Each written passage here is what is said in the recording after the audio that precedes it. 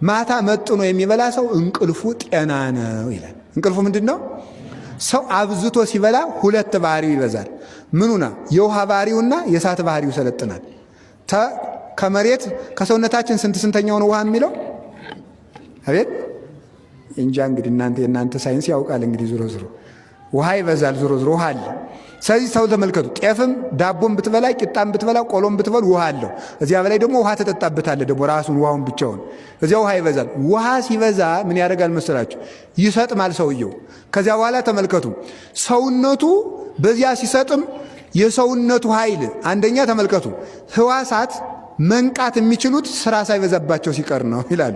ተመልከቱ ቅዱስ ጎርጎርዮስ እንደሚለው አንድ ሰው ንቁ መሆን የሚችለው የሰውነት አካሎቹ ስራ ካልበዛባቸው ነው።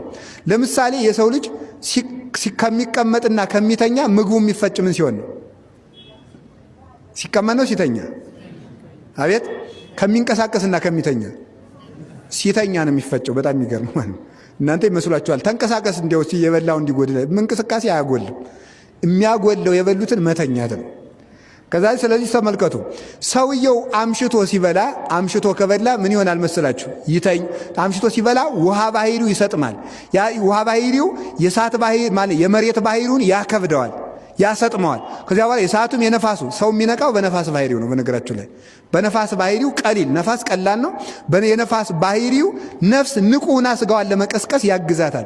ከዚያ የነፋስ ባህሪና የእሳት ባህሪን ያለው ወኔ የሚሰጠው ደግሞ ንቁ የሚያደርገው እንደተመልከቱ የተፋጀ ሆኖ በወኔ እንዲያስብ በጉልበት እንዲያስብ እንዲዘምር እንዲቆም እንዲሰግድ አቅም ደግሞ የሚሰጠው የእሳት ባህሪ ነው።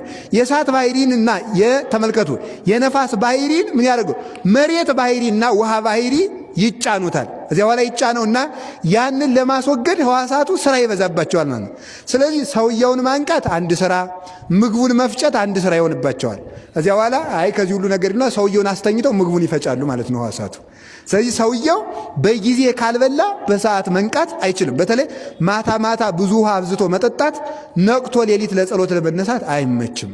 ስለዚህ መጥኖ መብላት